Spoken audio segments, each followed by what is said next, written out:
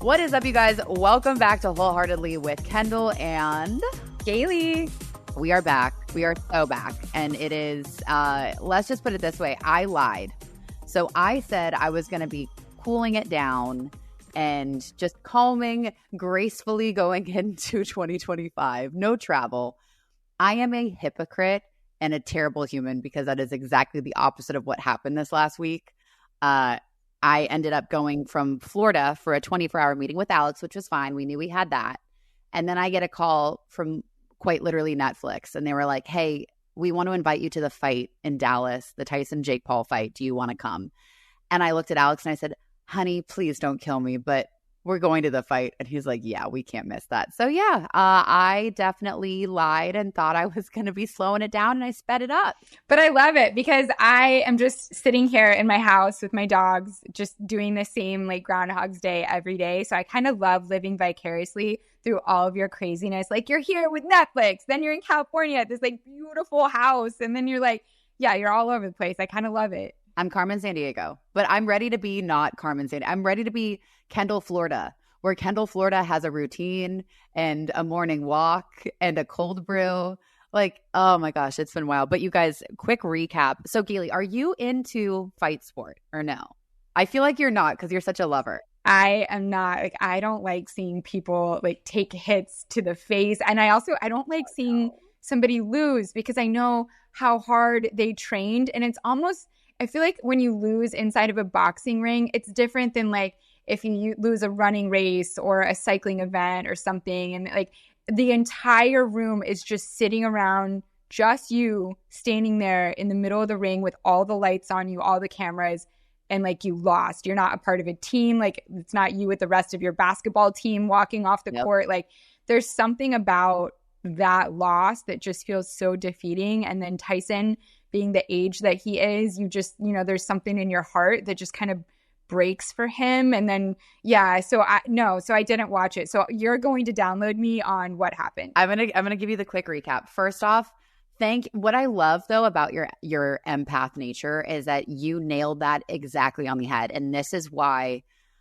boxing and fight sport is such an emotional experience, because it's you versus you.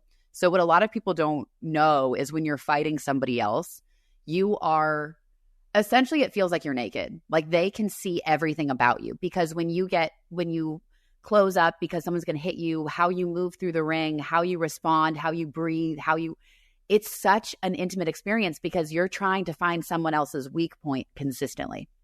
And they're also finding yours. So there's a kinship and like a really strange bond that fighters have. And you see it there was a UFC fight the next night that Alex and I also got invited to, but I'm like, we're not going to New York for that after coming from Dallas. There ain't no way we're doing both. So it's very fun to see that at the end of fights when there's a lot of mutual respect. However, quick recap, guys. So if you did not watch, which a lot of you couldn't because the streaming sucked, I guess. I was there live. So I heard the Netflix streaming was so bad. Like 60 million people technically tuned in, but most people couldn't see it. It just kept buffering because they broke their server. Yeah. Daily, think of it. 60 million people. 60 million. That is the most watched fight in history. And this is why, like, on the newsletter that I sent last night, because it was a little bit later from the weekend, this is so incredible for boxing. But the real winner of the night, and I will say this, and I will stand on this business for forever, Amanda Serrano versus Katie Taylor. Okay, Katie Taylor's from, I was about to say Italy. She's not. She's from Ireland. Obviously, Taylor is the last name. And then we have Amanda Serrano from Puerto Rico. These two women, they're our size, for the record. Okay, so it's like you and me fighting each other. What?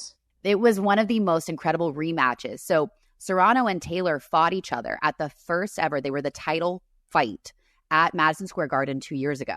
Why this is so special, it was the first time two women were the title card, the title fight at Madison Square Garden ever. First time ever. It was highly contested. A lot of people thought, myself included, that Amanda Serrano actually won the fight. And this is where boxing is so frustrating. It's kind of like gymnastics, where it's based off the perception of the judges. And there's no instant replay because you don't pause in the middle of a round. So this is where a lot of people get frustrated with boxing. So long story short, this fight, there were almost 60 million people watching two women globally go back head to head for a world title. And Katie Taylor won.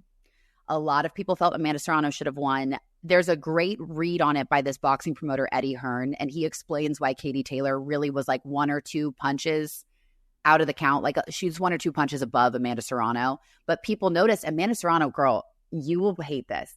Her eyebrow busted open like round 2. So Katie was going in, I think, with an uppercut. And as her head came up, a lot of people said that Katie intentionally headbutted her. I don't think she did. I think they just had contact, which happens when you're in that close of quarters. And it hit Amanda. Her head hit Amanda in the eyebrow on the brow bone, and it contused and popped open. So you could see like to her bone. I know. I'm so sorry. So it made Amanda look like she was weaker because it kept bleeding during the fight.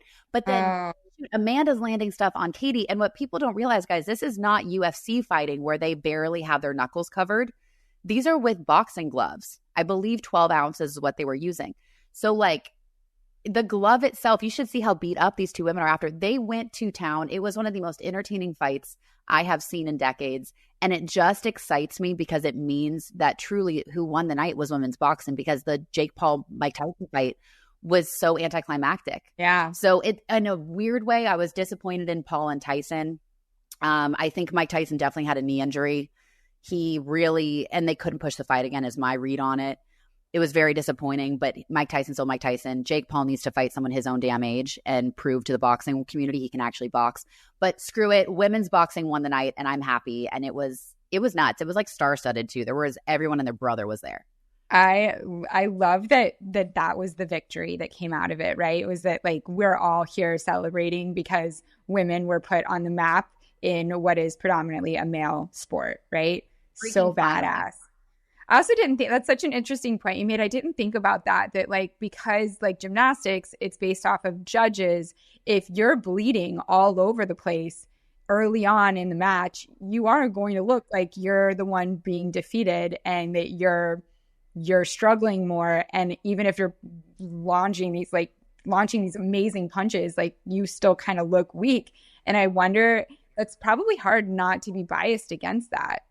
Yeah, because I mean, human nature, right? When you see a quote unquote like a wounded animal, you immediately have to try to help. It's like I know you so well, Galey. I saw two dogs fighting, and one of them was like ripped open on the neck or whatever. Even if that one was technically winning, I'd be like, "Oh my god, that one's dying! Save that one!" You know, like yeah, because perception is reality, and so much of it is with fighting too.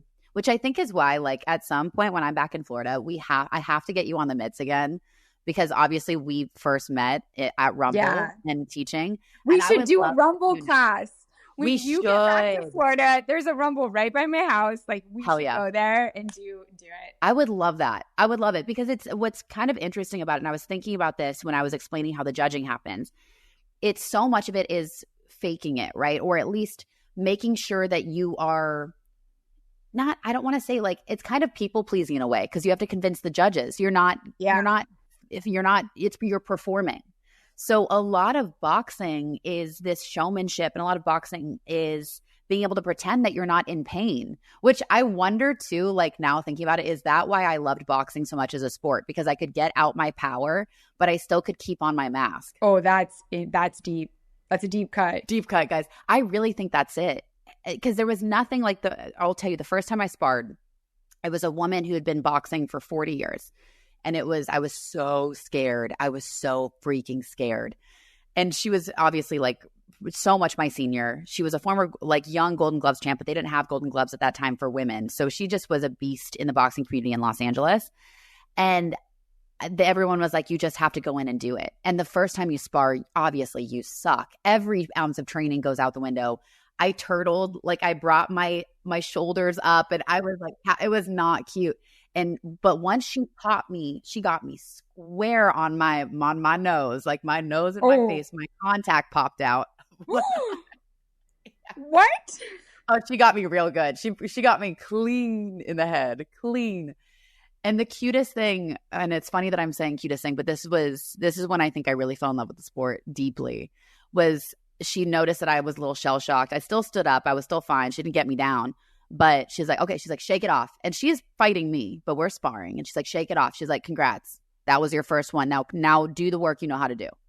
And then then after that, I woke up. Oh, I got chills. Right? It's like a movie scene, you know, where they're like going at it, but then they come in, they're like, you got this. Like, keep going. I love that. And her opponent is telling you. And an older woman who knows the sport, lives and breathes it. She was at the gym every single day. I mean, she could kick anyone's ass. And it was such a cool rite of passage to be able to be hit by a woman like that, who understood the importance of hitting me so that I could really feel it. And it was essentially like my Cher Moonstruck moment, like the slap across the face, like the snap out of it. Like it got me out of my head and it got me back into the present moment. And then all my training started coming into place. So then I was starting to use my angles. Then I was understanding where my footfalls were so I could come up and get a good combo. And then she'd applaud me. I'd hit her and she's like, that was great. Like it was such a beautiful eye-opening experience. But it really is. You got to get hit in the face real good at least one time before you're really ready to wake up and go after what you need to. I believe that can be applied to everything in your life. If you take a really big hit to the face, meaning you get fired from your job or your fiance leaves you at the altar, or you go through like you suddenly realize like you're really depressed and you have some like crazy challenging mental health battle, like when you get your house gets destroyed by a tornado, right? Like there's these things, or you lose your dog. There's these things that happen and it just brings you to your knees. And it's kind of like getting punched square in the face. You are knocked off your equilibrium and you feel broken, but you kind of realize that you're not broken, you're just bruised, and you get back up. And I think anytime you stand back up after you've been knocked down, you stand up a little different because you realize that, oh, I did survive that. So if I survive that, I don't really like, I have more confidence in going for things because I know I know how to stand back up. There's something so powerful about that. But I love this story of this woman just like saying that to you right after she punches you. It's a weird sentence to say. Like, I love that she said that after she punched you in the face. But but I think something I live for is when you see somebody's mask come down and you see that they're human. Right? Yeah. So somebody that you idolize or you respect or you look up to, or maybe somebody you work with or the CEO of a company, and like you're suddenly at a lunch table with them and they say something that's very like real, and you're like, wait, we're all just humans. We're just people, and like who she is as a person is actually rooting for you. You know, even though she's punching you in the face. Like I love seeing the human side of people where you're just like, yeah, the mask, like we all have a mask, and I just got to peek under yours for a second and it was beautiful, you know? It's the great unifier. It's that human experience. It's the fact that no newsflash, guys, no one knows what the fuck we're doing. Not a single person. Not a single damn person. Okay, real talk. I'm really bad at prioritizing things, but something I am really, really good at prioritizing is making sure I am comfy and cozy when I sleep. I want to feel like I am just in a warm hug all night, and that is why I am obsessed with Dags Neon. And now that fall weather is coming and you really want to be extra cozy and warm, it's perfect. I don't get too hot, but also I'm nice and cozy all night. So if you want to stay warm but not overheat, Merino sleepwear makes for the best thermal pajamas, and that is exactly what this is made out of. It's 50% lighter warmth than other fabrics, 4 times more breathable than cotton, and 2 times softer than cotton. The Merino pajamas from Dags Neon are 100% made in Europe with the highest standards in terms of workers' well-being and environmental protection, which I'm all about that. Are you ready to upgrade your sleepwear? Discover the science of comfort with Dags Neon. Their sleepwear is crafted to regulate body temperature, wick away moisture, and provide ultimate comfort all night long. Don't just take my word for it. Experience the difference yourself. Visit dagsneon.com. That's DAGSMEJAN.com and use my code HEART at checkout for an exclusive 20% off your first purchase. That's code HEART at checkout. Sleep smarter, sleep deeper with Dags Neon. Wholeheartedly is brought to you by Progressive Insurance. let's face it, sometimes multitasking can be overwhelming. Like when your favorite podcast is playing and the person next to you is talking and your car fan is blasting, all while you're trying to find the perfect parking spot. But then again, sometimes multitasking is easy, like quoting with Progressive Insurance. They do the hard work of comparing rates so you can find a great rate that works for you, even if it's not with them. Talk about honesty. Give their nifty comparison tool a try, and you might just find getting the rate and coverage you deserve is actually easy. All you need to do is visit Progressive's website to get a quote with all the coverages you want, like comprehensive and collision coverage or personal injury protection. Then you'll see Progressive's direct rate, and their tool will provide options from other companies all lined up and ready to compare, so it's simple to choose the rate and coverages you like. Press play on comparing auto rates. Quote at Progressive.com to join the over 28 million drivers who trust Progressive, like me. Progressive Casualty Insurance Company and Affiliates. Comparison rates not available in all states or situations. Prices vary based on how you buy.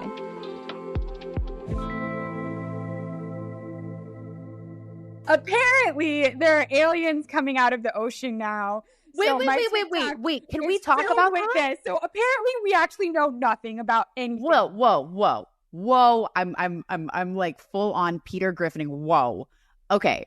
I saw something on Instagram while I was gone for fight weekend that people were talking about aliens again. And I'm like, what in the frick is going on now? Wait, aliens are coming out of the ocean? Where is this some new government thing that got released? Yes, apparently there's something that was like the government officially reported. Now, keep in mind, the source you are hearing this from is Galey's TikTok. So we don't actually know, because I did not follow up after watching 20 of these TikToks. I did not follow up. Didn't it get fed to your For You page again? But according to my TikTok, it is absolutely confirmed that there's government documentation that aliens are actually like being found in the ocean. And now, because, you know, the algorithm is so freaking smart, because I watched a couple of these all the way through, I am now getting fed everything extraterrestrial. So now I'm seeing pictures of like videos with people on their farms, and they're like, this cloud has lights in it. And then there's a cloud going over a farm, and there's literal twinkling lights in it. And then it's kind of changing form, and it's moving faster or slower than all the other clouds. And I'm like, all right, I kind of feel like I believe this, but also somebody could do this in AI in 2 seconds with a voiceover on their computer. So like, I don't know what's up or down anymore. Girl, listen, I am a full-on alien believer. I am that dude from Ancient Aliens. It's like, it's the aliens, you know, with like the hair and all that stuff. All I know is if it doesn't make sense, first off, hold on. My ADHD is reeling because I get so excited talking because about I said aliens, I activated you. You did. Like, maybe I am one. Maybe I'm, you know how they say like they're spies and you have to give them like a code word, and then they all of a sudden like flip sides because they were like, I don't know. Maybe my code word is alien. I started watching another alien documentary. Oh no. On Netflix. Yes. But what's weird I saw it too. The cow mutilation. I saw it with a woman that got lifted out of New York City. Oh, maybe that's a later episode. I'm still on the first episode about the cow mutilations in North Dakota. Here's what allows me to go to sleep at night. If there really are aliens out there, I'm definitely like a facts person. Like, I need to see the facts, and I need to read them 3 times, and then I need to know where the facts came from before I really believe it. Sure, I'll watch your TikToks and I'll give you that all day long, but I don't know if I actually believe it. However, I did have to come to this conversation so that I could fall asleep last night, which was that, okay, if there really are aliens in the ocean, they've probably been there for longer than a couple weeks, right? Like, they've been there for a while. And if they've been there for a while and there's no stories of people getting like sucked into the ocean or aliens like taking people, then they're not actually hurting us. Like, true. But they're not hurting us. They're not out to get us, you know, in the way that some horrible people will test things on animals to figure out their consequences. There's no sign that they're doing that to us and testing things on unless they're giving people cancer. We're not seeing human mutilations the same way we're seeing the cow mutilations. Here's a couple things too. Guys, like, let's just call it. If they're smart enough to get here before we could ever find them, we're the inferior species. Okay? We're the dumb ones. That's the part that scares me. That's what scares me. That's like why I can't sleep. But then let me give you this other layer to it. If we're the inferior species and they wanted to invade us and they wanted to take over the planet, they freaking would have done it already. Like, I don't know what to possibly be waiting for. Maybe I'm, that movie Independence Day where there are those woo-woo people on the top of the Los Angeles, like, downtown building, and then they all get zapped and fried because they're like, we love you, aliens. I'm not saying that. I'm still skeptical. And if anything does happen, I am definitely driving to the closest Air Force base. Thank God we're in DC right now. We can walk to one, or the one that I accidentally stumbled upon the other night, or, of 2 months ago, and was about to be taken hostage. No, I'm kidding. I was not. The government's great. Anyway, but that was a whole tangential. Crazy. And we want to thank Beyonce. And we want to thank Beyonce. We love you, Beyonce. The government is great, and we really want to thank Beyonce. We love you, Beyonce. I can't wait to watch your Netflix special. I hope it doesn't have streaming issues. And we're just going to thank Beyonce one more time. Yep, just to be safe. There's no sarcasm whatsoever in my voice. Nope, not a stitch. None. Anyway, we can move on from aliens. Let's talk about the alien that's currently invading your home. Yes, I have a 14.5-pound terrorist alien in my house, and I am being owned with a capital O. I am telling you, baby Bair is a terrorist. I don't know how I got so lucky to have such a wonderful distraction 24 hours a day. But when I tell you the whole crate thing, she absolutely refuses to go in the crate. I posted about this. I got tons of wonderful insight. I've tried it all, guys. I've tried it all. I've tried sleeping in there with her. I've tried feeding her in it. I've put a blanket over it. She rips it through and literally eats the blanket. She will flip it over to where I literally can see the crate crawling across the room because she's doing somersaults in there, flipping it over like she's on Cirque du Soleil. And so what I did is I ordered. So first I went through, no joke, I counted 24 different barricades set up, which is ironic that her name is Bair. So I have all these barricades, one with my dining room table, then with all my dining chairs and comforters. And then I had a mirror, and then I tried plywood. She scaled everything, got over all of it. And I was like, okay, let me try this mesh netting that you pull across, because she can't really climb it because it's flat. So that made me feel good. And I did this whole story on it, and I was like, Mom finally won. Yeah, you did it. Yeah. And then I took a video. I set up my phone and I walked out of the room, and she just literally found a way to move something over, still the dining chair, pulled it over, stood on it, then jumped completely over the barricade. And Patch, my big dog, is just sitting there dumbfounded. I can't do that too. It's working great for the dog that I don't need to barricade. So then last night I was like, okay, Bair has cat-like tendencies. And if I've learned anything from my long education on TikTok, it is that cats do not like tinfoil. You put tinfoil on a couch and the cat touches it jumps 20 feet in it. So I'm like, all right, I've got a cat Bair. So I'm going to just run a big roll of tinfoil across the top of this new netting thing, and now I don't think she'll want to jump over it. And so I did it, and I made a lot of noise. I hit the tinfoil really hard, bam, bam, bam. And I was like, you see, this stuff is scary. It will electrocute you. And she's just looking at me yeah, I'm kind of scared of that too. And I'm like, okay, great. So I leave and I go to the grocery store, and I come back, and barricade hasn't been touched. The tinfoil is there. I am feeling like the most victorious mom. I send out texts to everybody, and I'm like, it worked. The tinfoil worked. I'm so smart. I got this. So this morning I go for my first run in weeks, because I haven't been able to run because I can't leave the non-barricaded Bair. And so I've been doing lunges and things, and your workouts on Instagram. I've been doing that in place so that I have Bair with me. Yeah. So I go for my run, and I'm so excited. Finally I'm free. I can run. And I get home, and as soon as I walk in the living room, I notice the tinfoil is on the floor. And I'm like, oh no. Oh no. And then I walk around, and I see that she's in the quarantined room with Patch. And I'm like, wait, so did you just knock it over, but you didn't jump over it? This is still a victory. Then I go upstairs, and I realize that little shit jumped over, knocked the tinfoil off, went upstairs, shit all over my guest bedroom and my new rug, then went back down, and then jumped back over so that I would know that she got out. She's a teenager. Oh my God. She snuck out of the house, made mayhem, and got back in the house and was like, I did nothing. To trick me, I wouldn't know. What a little Unbelievable. Yeah. I'm renovating a fireplace outside in my backyard. And so like I had her outside with me all day while I was working. Every single tool. She grabbed a box of nails and ran straight down the yard.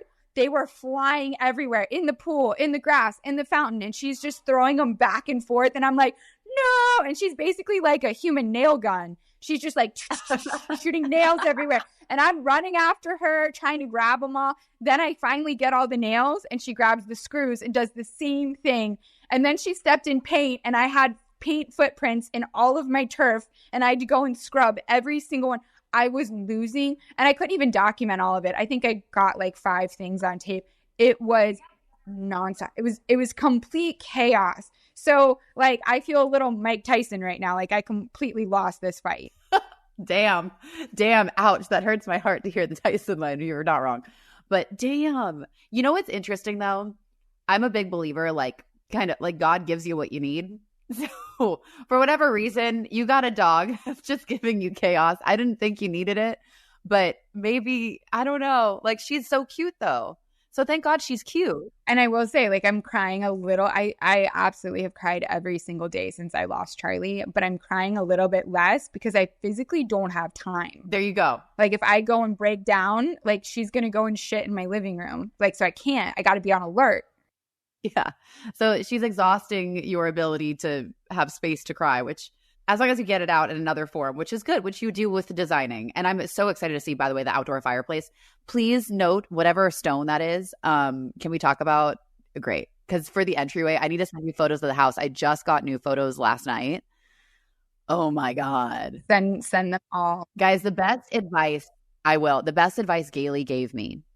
Well, she gives me a lot of great advice. So one of the many, many, many Galey-isms, nuggets of just design truth is never go with orange peel on the walls, and not actual orange peels, y'all. It's like a finish on the walls. It's called a scraped ceiling. So what a lot of builders will do is they'll smooth out the walls pretty decent, unless it's a really, really inexpensive new construction, which yours is not. So they did make the walls smooth, but they all try to get away with scraped ceilings because they believe, this is my thinking, I think builders think that the ceilings are tall, so nobody's really going to see them or notice them and like look up. Not Galey. But the reality is, oh, hell no. I do so much, like I have so many ceiling scapes in every project. Like your ceiling is going to be the showstopper.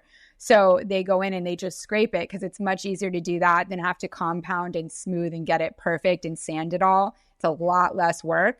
So they'll do scraped ceilings and it just instantly looks inexpensive and unfinished. Yeah. And they do it in all of these big communities. Yeah, the light hits it and it's not good. No. Well, just know the way that Alex and I were looking at photos, that 2-story foyer entry because you can see the ceiling, you can see, oh my God, the smoothness. Like I want to rub my cheek against it. It is beautiful.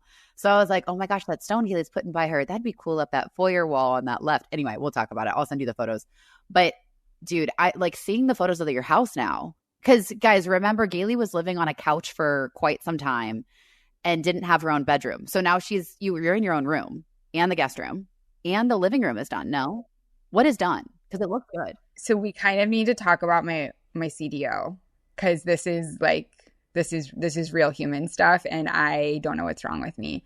So the whole house is finished inside. Wait, what? Yeah, as of a couple weeks ago.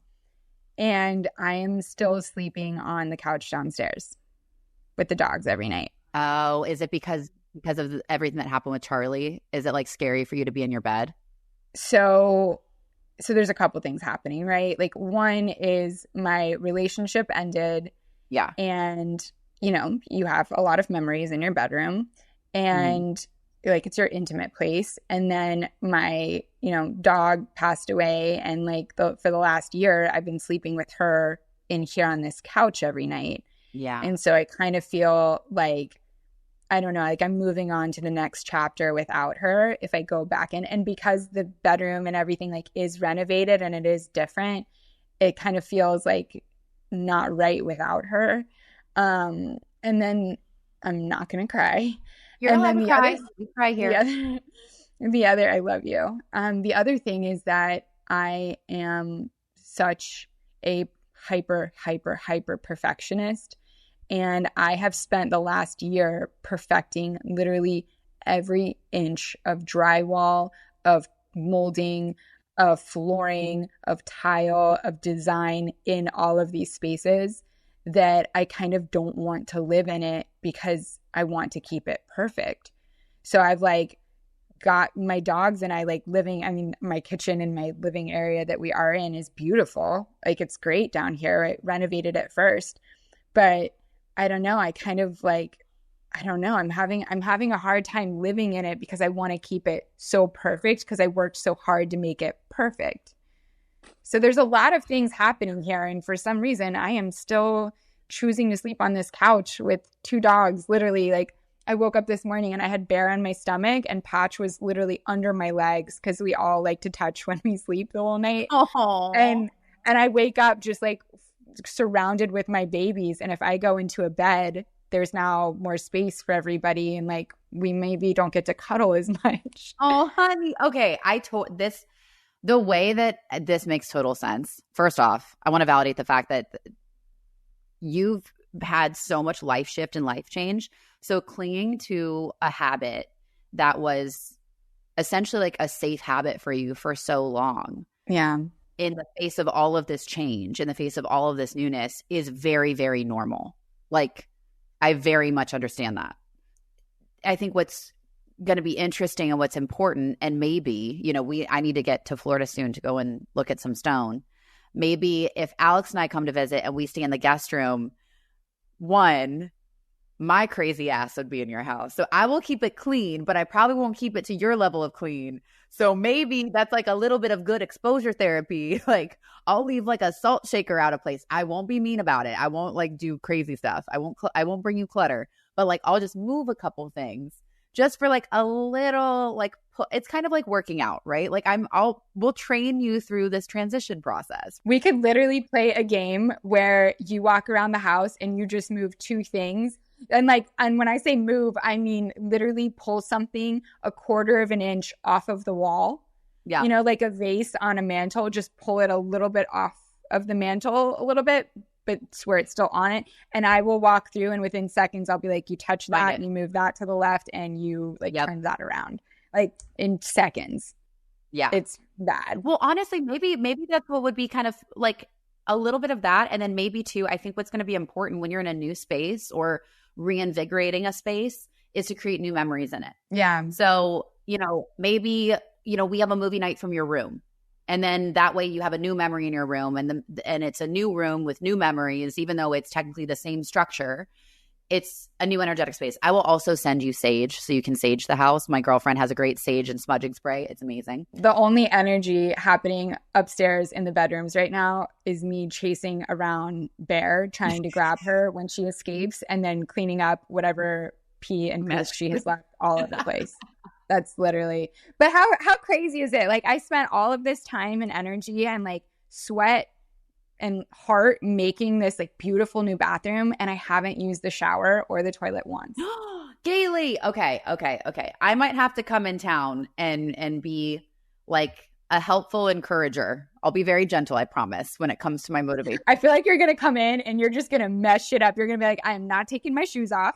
And no, I would never. All over your bathroom mirror. Absolutely not. No. I was raised by an OCD mother. Like, hold on. And I do have a little bit of CDO myself.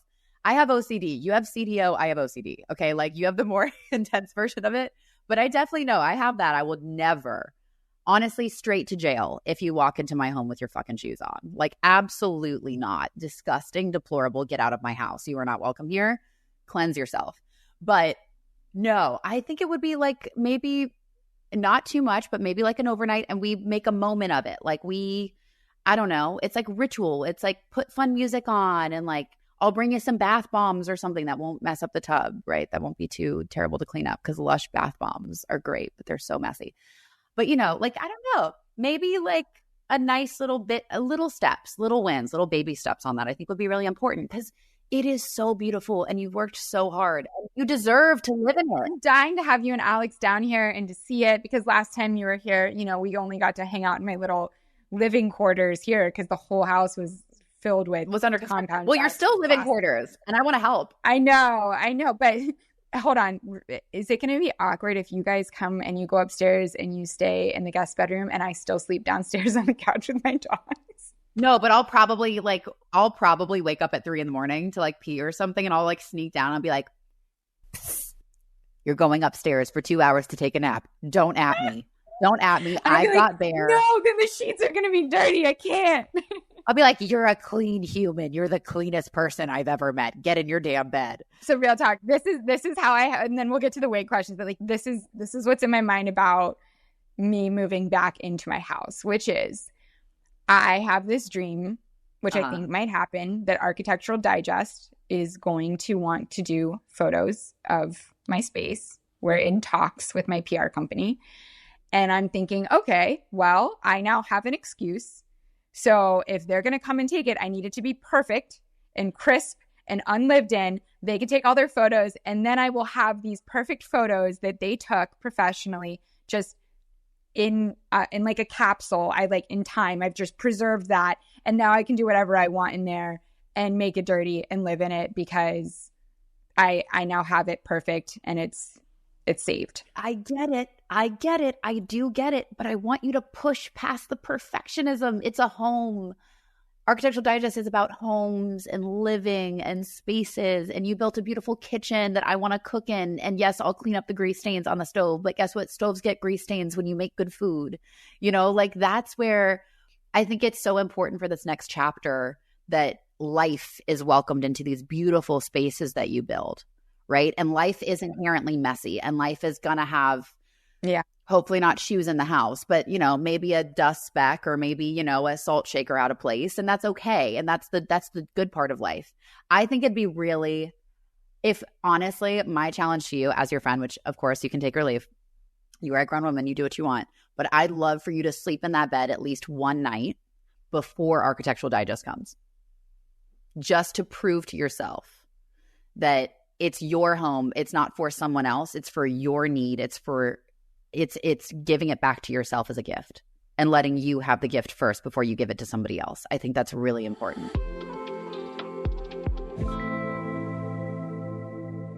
Spark something uncommon this holiday with just the right gift from Uncommon Goods. Y'all, the busy holiday season, it is here, and Uncommon Goods makes it so much less stressful with incredible, gorgeous, hand-picked gifts for everybody on your list, and it's all in one spot. We love it. Gifts that spark joy, wonder, delight, and the absolute best feedback you can ever get when you give somebody a gift.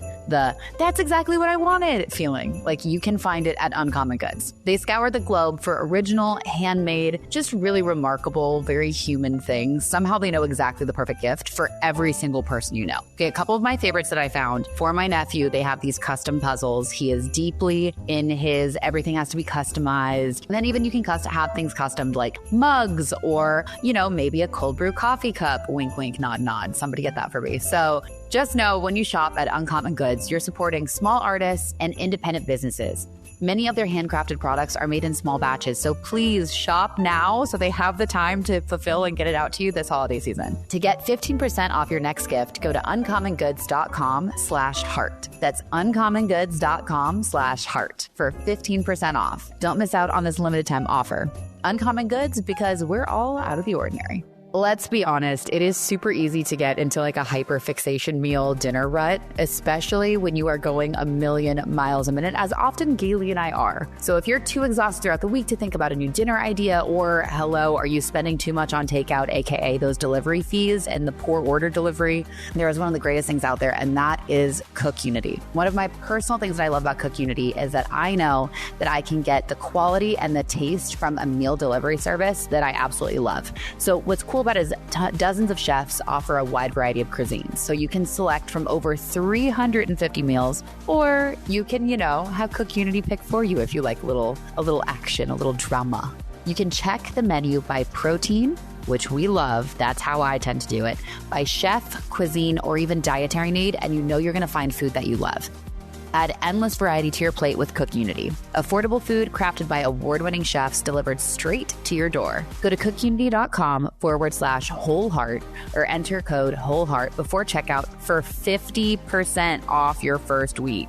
Yeah, that's 50% off your first week by using code WHOLEHEART, WHOLEHEART, or going to cookunity.com/wholeheart.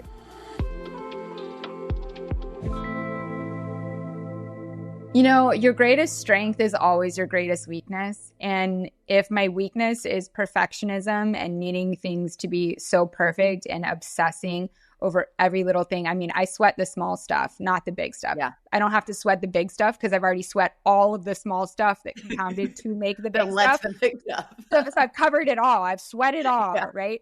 And so because of that, right, which is a weakness of mine, it also has afforded me to be great at editing videos and to designing spaces and to making beautiful, functional rooms for people that they can then live in and make dirty. And I'm out. Like, I don't need to see it getting dirty. I get panic attacks when people ask me to come back to the project because they want to do another phase in the rest of the house or whatever. Because I'm like, I don't want to see what you did to my perfection. Yeah. Oh my God, did you ruin everything that I made? And I will tell you, 100% of the time, every single time I have gone back to somebody's home, it is exactly how I left it. And it's beautiful and they've preserved it and they've lived in it. And I can see that it's lived in, but in like a cozy, homey way. You know, the candle is halfway burned down. You know, like the candle is like at the bottom of the wick instead of at the top because they've been burning it every night. But I kind of love that. You know, I don't hate that it's not filled all the way. You know, like, so I do love it when I see that people are living in my spaces. For some reason, I just, I'm struggling with it. So anyways. Okay, no. Now that we've addressed my let's talk about the wig. I know. We can get there. Quick side note, I very much appreciate your vulnerability. I think that's going to be really relatable to a lot of people listening to this right now. But you are allowed, and you deserve even more so to enjoy the fruits of your hard work and your skills and your labor. Like, you get to give that to yourself too. And it's very difficult to do when you're so used to giving and serving other people and you love that. And it's a huge part of who you are, but it's okay. It doesn't make you a bad person for getting to enjoy a piece of that yourself. And trust me, everybody who has ever had their homes and lives changed by what you do would want you to feel the same way that you make them feel in their homes. So I'm going to reframe it that way and just kind of push you, like, you're honoring them by living in a beautiful space that you made for yourself. I like that. I like that reframe. Man, so many deep cuts today. I know. I don't know what it is. I think watching people fight made me in my emotions more so than usual. Maybe it inspired us to take the mask off. Yeah. You know, like take the gloves off. I love that song, and by just the way. Like be vulnerable. Mask off. So mask off. Wait, what's the name of that song? Because maybe it's called Mask Off. Okay, then that's the name of the episode. Mask off, baby. All right, let's see what the people ask. First off, people had great questions. Oh my, there's some drama going on in people's lives. Yeah. So we, this week for our wig, our Wholeheartedly Instagram, which is called @WholeheartedlyPod, we asked our favorite friends, which is everybody following us there, what they want advice on or any questions they have for us. And you guys came in flaming hot, like Cheeto hot. So not where I thought you were I don't even go with that. I don't even eat Cheetos, but it just felt right. I was like Tapatio, like, I don't know, like the really sneaky, Serrano pepper, the sneaky shishito that you get. I'm just thinking of flaming hot Cheetos. Isn't that a thing? I love that you went to junk food, though. I love that. Yeah, that's where I'm at right now. You would never allow those in your home, too, because they're too messy. I was just going to say that. You know that those orange fingers would never be allowed anywhere in my car, in my house. Don't even look at my garage with those fingers. Girl, the way that your next man is going to love flaming hot Cheetos, and I'm just going to sit here freaking laugh. I'm going to laugh. Yeah, so I need to put that on the dating profile I'm never going to make, which is that if you like flaming hot Cheetos, like, thank you, next. Yeah. Anyways, so, okay. The first question that really stood out to me, which I loved, she said, how to figure out your jam or your purpose in life. And I get this question a lot because I think we all kind of have to, at some point, have this realization of like, why am I here? What is my purpose? And I think especially if you don't have children yet, because I think that is a very obvious purpose and reason for you to exist is to have children if you have them.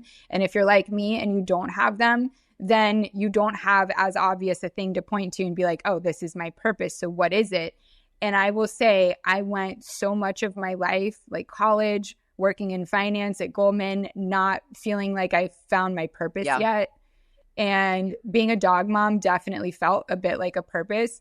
But when I started creating, I had this epiphany, which was that the easiest way to find what your purpose is in life is to pay attention to how time moves around you. What I mean by that is that if you are doing something and you notice that time is moving so quickly, for example, I would start to decorate at 10 o'clock at night. And I would think next time I look at the clock, I think it's going to be like midnight and it's 5 a.m. Why? Because I got completely enraptured and enveloped in what I was doing, almost like I was going manic. And I was so hyper focused on creating and designing that the time, like the clock just kept spinning and I was completely unaware of it. And that's because I was in my flow state. And I think you get in your flow state when you're doing what you're called to do, what you're meant to do. And I think it's also similar to like if you go on a really good first date. Have you ever noticed you go on a first date and you sit down with the guy at 8 o'clock and all of a sudden it's midnight and the restaurant's telling you like, hey guys, all the other patrons are gone. It's time for you to leave. And you're like, oh my God, did we just kill like 4 hours just us talking? Like just talking? It feels like we've been here for an hour. And that's because you were having so much fun and you were so engaged with what was happening in that moment that you lost track of time. So I implore you, if you're trying to figure out where your purpose is or what you should be doing next, notice the things that you wish you could be doing longer and that go by too quickly because you're really enjoying it, because your purpose is probably linked to that. I know when I think about purpose and really defining what that is, especially removing the idea for myself in the last year that it was tied to me being a Peloton instructor or a fitness instructor or whatever, I've had to retool and spend time kind of meditating on like, what is my true purpose? And I would go back to not only when did time move quickly when I was doing something, but also I remember for a few days I would take stock of things. So I learned this from a long time ago in acting class. And I'm going to give you guys this really great exercise that we learned to just build your emotional depth and your opinions and perspectives on life. And every time you'd have an interaction with somebody or take on an experience, you ask yourself, how does this make me feel? And for me, I had to write it down because I have so many feelings and so much going through my brain that I have to like clearly write it. And what was interesting was always the times where I felt either fulfilled or when I felt the word connected or when I felt that I was helping somebody, I felt the happiest and I felt the most tied. And what was funny, all of those were times I was teaching somebody or I was helping them out at the gym or I was speaking motivationally to somebody else or like kind of really like hyping them up and pouring love into them or being really positive or just really joyful and present. And I'm going to get emotional saying this. This is so funny. Damn, we're going deep today. But the wake-up call for me was recognizing that my purpose wasn't tied to a job or to a place or to a particular, career path. It was when I was able to pour back up into other people to help empower other people. That really made me feel connected to what I was supposed to be doing because I felt energized and I just felt like almost like an exhale. And I think when you're working in your purpose, it's not only freeing, but it's very abundant. And it truly is rooted in some form of service.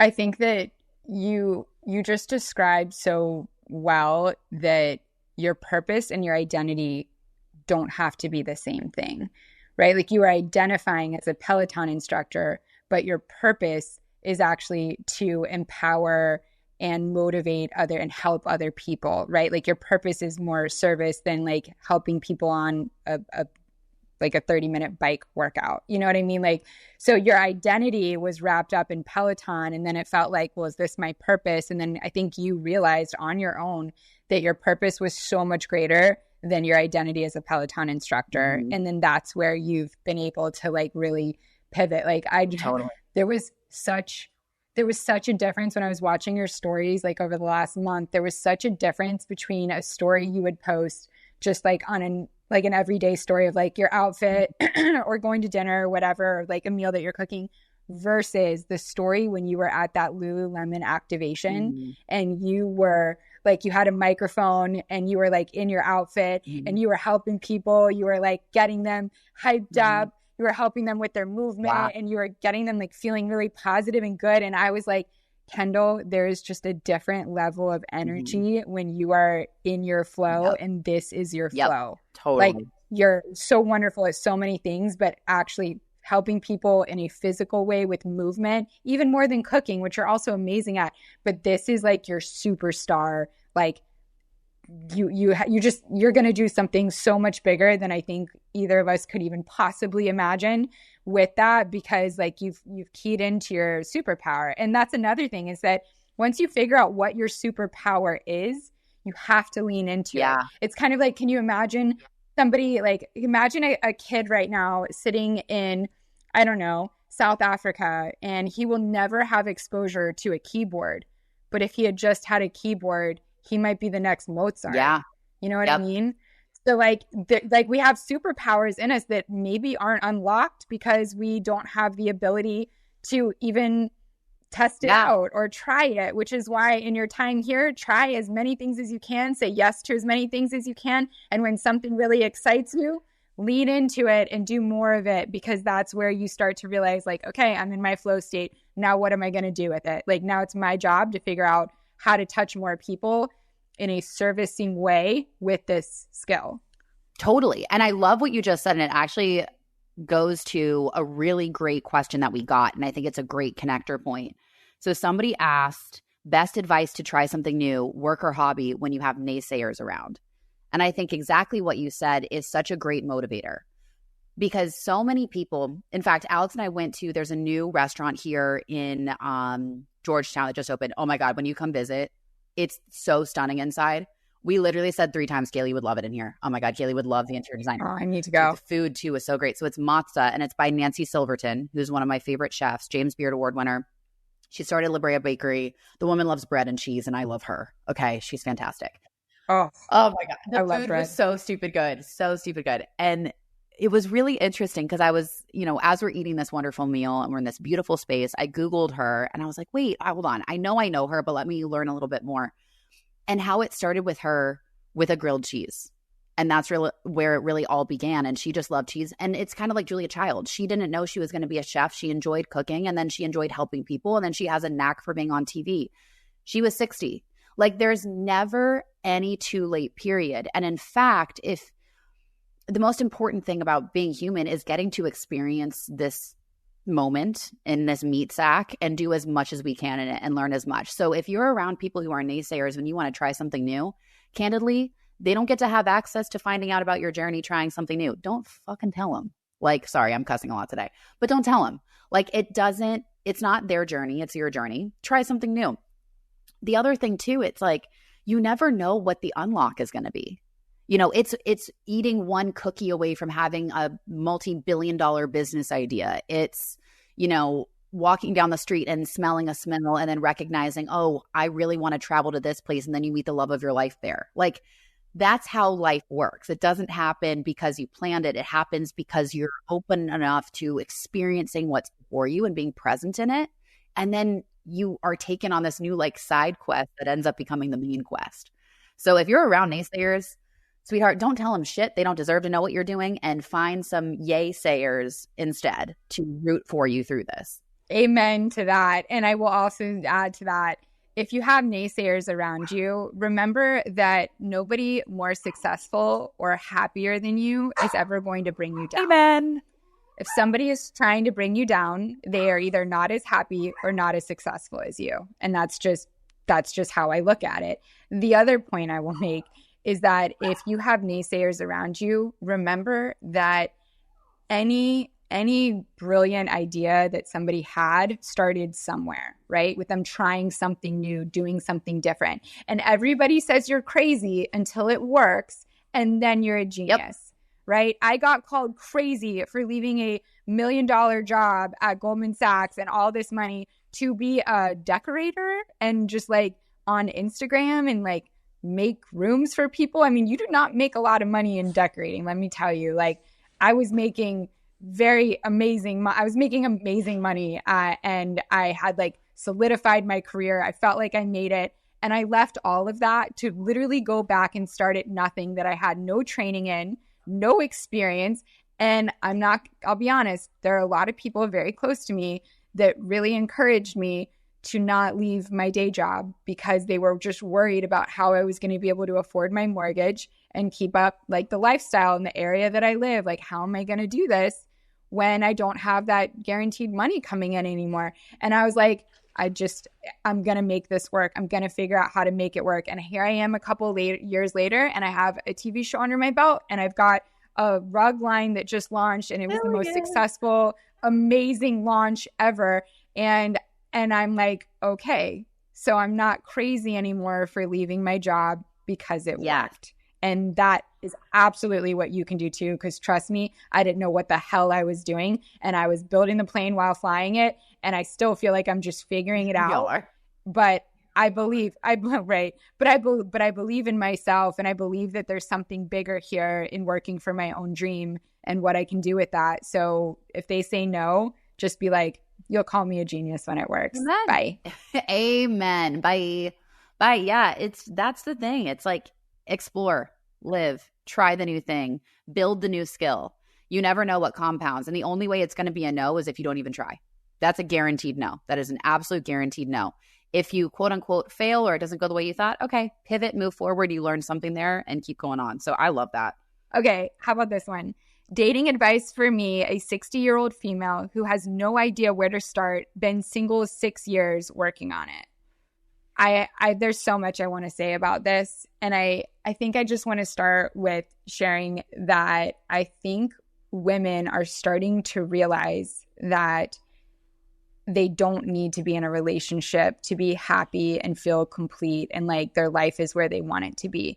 You're allowed to want a relationship and to be in love and to have a partner. And that's very healthy, actually, and very normal and grounding.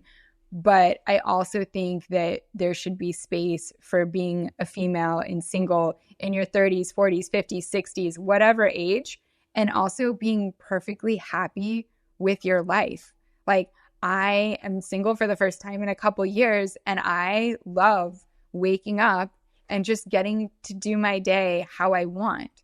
And I love the things that I get to do because of the life I've set up for myself. I love getting on calls talking about fabrics and swatches and textures and how do I want this campaign to look and how am I going to edit that video. And like, I find so much joy and fulfillment. And then I can have what I want for dinner, and I can watch whatever I want on TV to fall asleep, and I can sleep on the couch if I want, like, which clearly, girlfriend, we got to get you off that damn couch. We will work on that.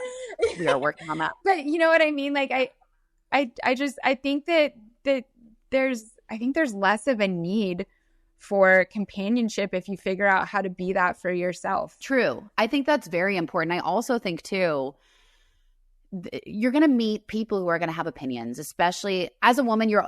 Let's really call it. As a woman, you have been our entire lives. People have had an opinion about how we show up. From the time we're pretty much 8, 9, 10 years old is when it starts, and it doesn't stop until we're dead. So someone's always going to have opinion about how you are, how you got here. Were you married before? Did they pass away? Oh, that's like F all of it. It doesn't matter. It's someone else's opinion. Their opinion of you is none of your business. Eleanor Roosevelt, we all know this quote. Thank you, Princess Diaries. But no one can make you feel inferior without your own consent. And it's very true. It's very difficult to hold that boundary, to not let those words seep in. I know I struggle with it all the time, but it is powerful. Now, when it comes to finding or being open to meeting somebody, I will say, and I'm going to stand on this, I tried pickleball for the first time when I was with my parents. Alex taught my parents and I pickleball in their community. I like tennis a little bit more. It's a little harder. It's a little bit more aggressive. But I will say it is one of the best social sports, and it is sweeping the nation, especially within like the 45 and up community. They are obsessed with pickleball. Here's why I think you should, my dear, this is why I think you should take up pickleball. One, you're going to meet somebody who's active, who likes to be outside. You're going to see how they are in competition. You're going to see, are they a gracious competitor? Are they a little bit of a snark where you don't want to be around that? You can build a relationship and a friendship first. You can meet other girlfriends who probably have other friends who are single and whatnot. I really, really firmly support take up pickleball and join a league near you and watch what's going to happen. You're going to find somebody. I feel this. I'm getting like you heard it here pickleball first from Kendall Tool. If you want balls, pick up pickleball. Okay. The other thing is if you don't want to play pickleball or you are not as actively inclinated, then maybe just what do you like to do, right? Do you like to write? Maybe there's a writing class. Do you like to read? Is there a library? I mean, I know that's old school, but no, Barnes and Noble's making a comeback. Like a coffee shop, like go to a coffee shop and see who else is reading and then maybe ask them what book they're into. Like there's so many meet cutes that you can self-produce if you're willing to put yourself out there on the right set. Yes, you got to go and try. That's just it. That's why it's the importance of trying new things. That's how you make new friends, even into your 30s, after you're out of these spaces where, it's not college anymore. Our friends aren't down the hall and we all live together. It gets very difficult as people's lives go on. So get out there. Like the world is not meant to be experienced behind your phone screen and in your house. I know it's easy to do it because we have Netflix and we have all these lovely and because of aliens. And aliens. It's scary to go outside. But listen. And aliens are a reason. Yes. But think about it. If aliens do end up invading, you're going to need friends to figure out how the F to live and survive and deal with it. So go out and make your friends. It's also good for your survival. Okay. A bit of a stretch, but it's good for your survival. Go out, try new hobbies, meet new people. That's how you make friends. It's shared interest. It's collective experience. It's community. So important. I low-key love that you can see our ADHD in our advice giving. Like we are all over the freaking map. We're in the ocean with aliens. We're on the pickleball court. We're in the library. But moral of this story is like produce your own meet cute, right? I almost did that in an airport with a pilot the other day. I was like, oh my God, this is so romantic. Well, it ended up. Did you find out he was a flight attendant? Or should we tell that story? There's nothing wrong with it. I still stand that I think he was gay, but it's okay. Okay, so quick pilot update because we have ADHD, so it makes sense that we go back 3 weeks. Okay, so what had happened was, if you missed it on one of the previous episodes, right after I had food poisoning, I was crying my way through an airport, and I met a pilot who helped me very briefly as I was crying, and he was so tall and handsome and super blonde and just like very Nordic, so sweet. So then I put and very Nordic and strong. And so I put out like an Amber Alert. I put out an Amber Alert on my Instagram to help me find him. And Kendall, you're laughing, but you were in there like, oh my God, send me any photos. I will reshare. No kidding. I'm like, committed to the cause. Everybody jumped in. I mean, this is like, actually, we should make Instagram the new Amber Alert, Silver Alert, whatever it is. So anyways, I was talking with my friend Kay, who's on my team, and she used to be a flight attendant. And she's like, okay, like, let me help you find him. I worked in the airline community for a long time. I have a lot of connections. I'm like, okay, great. And she's like, okay, so tell me about him. I'm like, he was super blonde. And she's like, okay, well, like, what color was the cap he was wearing? And I was like, oh no, there was no cap. He was just super blonde. She's like, so you saw his whole head? And I'm like, for sure saw the whole head. And she's like, okay, hold on, my dog is freaking out. Oh my gosh, Bair peed on the floor. No. Unbelievable. She's literally peed all over the floor while I'm doing this. I have a terrorist. Where is the girl? You got terrorist. Oh, that's very yellow pee. Does she need more water? She drank so much water. Oh my gosh. I can't even tell my not even real meet cute story without an accident. Okay. Anyways, girl. Mom life. So back on track. So I'm telling Kay and she's like, what color cap did he have? And I'm like, well, he didn't have a cap. And she's like, that's interesting. Pilots usually wear the caps when they're walking through the airport. And I'm like, oh, I didn't know that. And she goes, how many stripes did he have on his shirt? Like, were you able to see? Because then, if he's a captain or a first officer. And I'm like, ooh, I didn't notice that either. It was just like a short sleeved white shirt. It's like, and she goes, he wasn't wearing a coat. And I was like, no. And she's like, Galey, that's a flight attendant. That's not a captain. And I'm like, oh, so I sent out the wrong alert. And she goes, and honestly, not that there aren't wonderful straight flight attendants, but in my years, most of them prefer men. And I was like, okay, I hear where you're coming from. Especially if he was like super built and super attractive. Listen, I will stand.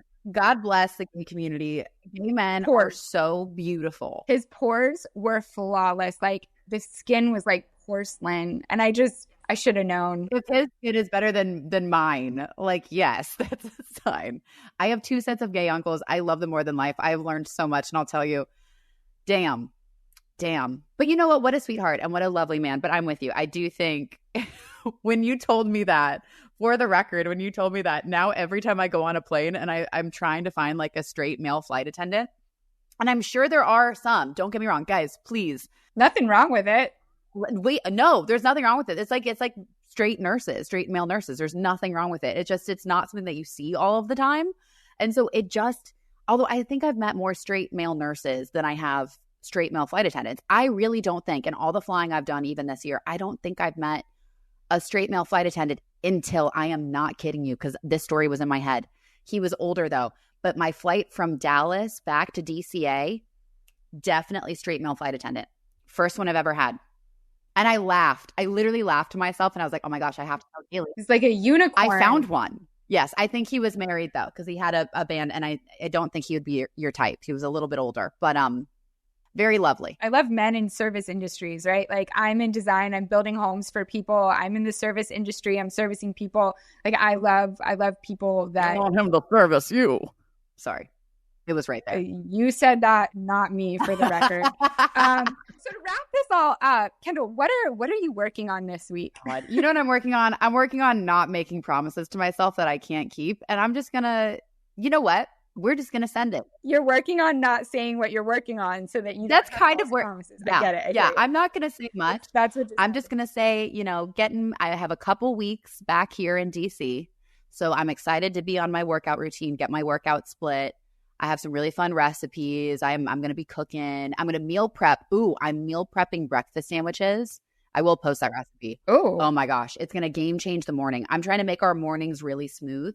So we wake up, we go for a walk, we get our coffee, and then we can heat up one of these, and then we're already set for like the first part of the day. So that is my goal this week. I just need to understand, like, what is the bread or like the carbohydrate in the breakfast sandwich? Like, how does that stay so that because I feel like anything sandwich is hard to meal prep because it's not good a couple days later. Yes. So here's how you do it. It's eggs, scrambled eggs done in a tray, baked in a tray with whipped cottage cheese. So you have extra cheesy, delicious goodness. A piece of pepper jack and protein, of course. Piece of pepper jack. I'm home making the chicken sausage. That way because sometimes the sausage gets weird because of the coating that they put on it. So I'm making the chicken sausage at home. Yeah. And then using for the bread, whole wheat English muffins, because what we can do is we can freeze them. And then when you pop them in the air fryer or pop them in the oven, but really the air fryer, the way that they crisp and they don't absorb too much water, they have enough density that it has enough crunch to it, but keeps everything nice and on point. So I will let you know how this goes. I'm very excited for this experiment. All right. I like it. At Kendall Tool, join NKO Club to get all this information. Yeah, all this is going to be in the newsletter too. Yeah, it's amazing. It's life changing. Okay, what I'm working on is I'm now on my 28th barricade to keep Bair in her quarantined living area because she refuses the crate. So I'm just going to keep Amazoning my way through different baby gates until I find one that works. And if none of that works, I'm going to just have to build doors. And PJ is going to help me build doors and just completely close off this space because I don't know what else to do. Like, I need to be able to run. I know you have to for your mental health. Kendall, I am looking out the window right now. I just let them outside. Hold on. Can you see what's happening? Yeah, let me see. She has grabbed my exterior broom from my construction site and she is running it across the yard. Literally, that... I got to go see about a dog right now. I know. Go dog mom. Go clean the floor. Kendall, you take us out. I got to go. I will take you. I'll take it out. I got it. Go get it, Galey. Love you, babe. Bye, sweetie. All right, y'all. Well, thank you so much. I'm literally taking us out, guys. Here we go. Thank you so much for joining us on Wholeheartedly today. Again, if you have any questions, comments, feedback, things you want more of, please comment, like, subscribe, do all of the things. Oh, there's the terrorist. Do all of the things on our Wholeheartedly pod on Spotify, on Apple Podcasts, wherever you get your podcasts. Go ahead and let us know how you're doing. We so appreciate your time. We love your questions, and we will be announcing something soon in the future to make, let's just say, your opinions and your voices even more heard on the pod. So from all of us to you, remember to do it with your whole heart. And let's say an extra little prayer for Galey so she can get some sleep and find a way to get this puppy in a barricade that will work. All right. Peace out, y'all. There, get back here. There. Case in point. All right. We're closing it out. Bye, y'all. Have a good one.